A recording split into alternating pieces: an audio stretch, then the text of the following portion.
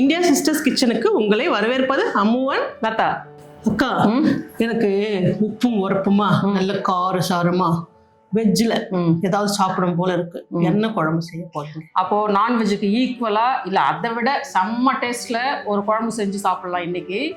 எண்ணெய் கத்திரிக்காய் குழம்பு. அது வந்து ஒவ்வொருத்தரும் ஒவ்வொரு விதமாக செய்வாங்க. ஆனால் எங்கள் அம்மா ஸ்டைலில் இன்னைக்கு செஞ்சு காட்ட போகிறோம். சாப்பிட்டா சாப்பிட்டுக்கிட்டே இருக்கலாம், அந்த டேஸ்ட்டில் இருக்கும். வாங்க எப்படி செய்யுதுன்னு பார்க்கலாம். அதுக்கு முன்னாடி இந்தியா சிஸ்டர்ஸ் கிச்சன் சேனலை சப்ஸ்கிரைப் பண்ணிக்கோங்க, பெல் ஐக்கானை ப்ரெஸ் பண்ணிக்கோங்க. அப்போதான் நாங்கள் போகிற வீடியோஸ் உங்களால் உடனே பார்க்க முடியும்.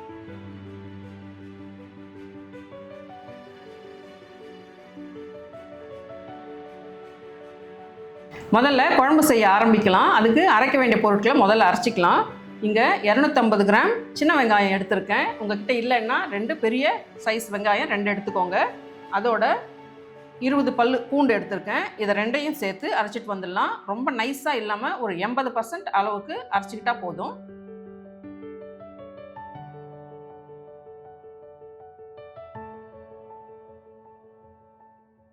வெங்காயம் பூண்டு அரைச்சிட்டு வந்தாச்சு. அடுத்து தக்காளியையும் மசாலாவையும் அரைச்சிட்டு வந்துடலாம். 3 மீடியம் சைஸ் தக்காளி எடுத்திருக்கேன். அதை மிக்சியில் சேர்த்துக்கலாம். அதோட 1/2 டீஸ்பூன் மிளகு, 3 டேபிள் ஸ்பூன் மிளகாத்தூள், 3 டேபிள் ஸ்பூன் தனியாத்தூள், அடுத்து 1 ஸ்பூன் மஞ்சத்தூள், 1/2 டீஸ்பூன் உப்பு சேர்த்து கொஞ்சமாக தண்ணி சேர்த்து அரைச்சிக்கலாம். தக்காளி மசாலாவை அரைச்சிட்டு வந்தாச்சுங்க. அடுத்து அடுப்பை ஆன் பண்ணி ஒரு கடாயை வச்சு 6 டேபிள் ஸ்பூன் நல்லெண்ணெயை சேர்த்து சூடு பண்ணிக்கலாம். எண்ணெய் கத்திரிக்காய்க்கு கொஞ்சம் எண்ணெய் பிடிக்குங்க நிறைய. எண்ணெய் சூடாகிடுச்சுங்க. இப்போ இதில் ஒரு டீஸ்பூன் கடுகு, 1/4 டீஸ்பூன் வெந்தயம் சேர்த்துட்டு அதில் இந்த அரைச்சி வச்சுருக்கிற வெங்காயம் பூண்டு சேர்த்துக்கலாம். இது வந்து நல்லா வதங்கணுங்க, நல்லா சுருண்டு வரணும், அது வரைக்கும் வதக்கிக்கலாம். இதுலேயே கொஞ்சம் கருவேப்பிலை சேர்த்து வதக்கிக்கலாம்.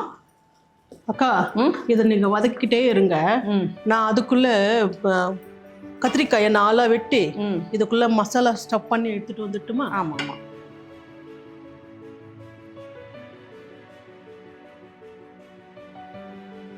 இதில் கொஞ்சம்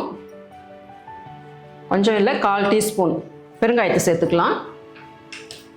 இது சாதத்துக்கு மட்டும் இல்லைங்க, கேழ்வரகு போட்டு களி செய்கிறோம் இல்லைங்களா, அதுக்கு இன்னும் ரொம்ப நல்லாயிருக்கும். மீன் இல்லாத மீன் குழம்புன்னு சொல்லுவாங்க பாருங்க, அப்படி இருக்கும். எவ்வளோ பேர் களி தெரியும் தெரியல, எவ்வளோ பேர் சாப்பிடுவீங்கன்னு தெரியல. சாப்பிட்றவங்க இதை செஞ்சு அதோட சேர்ந்து சாப்பிட்டு பாருங்க, ரொம்ப நல்லாயிருக்கும். ஆமாம். இது வெங்காயம் இப்போது நல்லா வதங்கிடுச்சிங்க, எண்ணெய் பிரிஞ்சு வருது. இப்போது இந்த ஸ்டஃப் பண்ணி வச்சுருக்கிற கத்திரிக்காயை இதில் சேர்த்துக்கலாம். இந்த கத்திரிக்காயை கொஞ்சம் கலர் மாறுற வரைக்கும் வதக்கி விட்டுக்கலாம். கத்திரிக்காய் கொஞ்சம் வதங்கி இருக்குதுங்க, கலர் மாறி இருக்கு. இந்த டைமில் அரைச்சி வச்சிருக்கிற இந்த மசாலாவை சேர்த்துக்கலாம். இதையும் பச்சை வாசனை போகிற வரைக்கும் வதக்கி விட்டுக்கலாம். நல்லா எண்ணெய் பிரியணும் இல்லையா? ஆமாம், நல்லா எண்ணெய் பிரிஞ்சு வர்ற வரைக்கும் வதக்கி விட்டுக்கலாம்.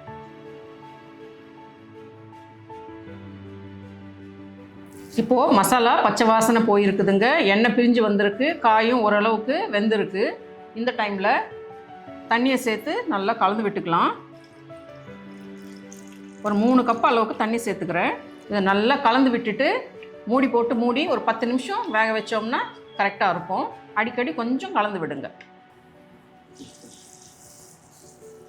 குழம்பு நல்லா சுருண்டு வந்திருக்குதுங்க, எண்ணெய் பிரிஞ்சு கத்திரிக்காயும் வெந்திருக்கு, குழம்பு நல்லா சுருண்டு வந்திருக்குது. இப்போது 1/4 டீஸ்பூன் வெந்தய பொடி எடுத்திருக்கேன், அதை சேர்த்துக்கலாம். அதோட இந்த சைஸ் அளவுக்கு புளி எடுத்து கரைச்சி வடிகட்டி வச்சுருக்கேன், அதையும் சேர்த்துக்கலாம். சேர்த்து நல்லா கலந்து விட்டுட்டு 2 நிமிஷம் கொதிச்சதுன்னா எண்ணெய் கத்திரிக்காய் ரெடி ஆகிடும். அவ்வளோதாங்க, சூப்பரான எண்ணெய் கத்திரிக்காய் கறி ரெடி ஆகிடுச்சு.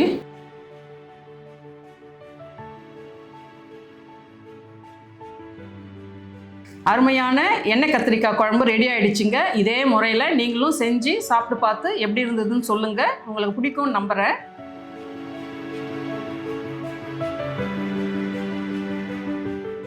இந்த வீடியோ உங்களுக்கு பிடிச்சிருந்தா லைக் பண்ணுங்க, ஷேர் பண்ணுங்க, கமெண்ட் பண்ணுங்க.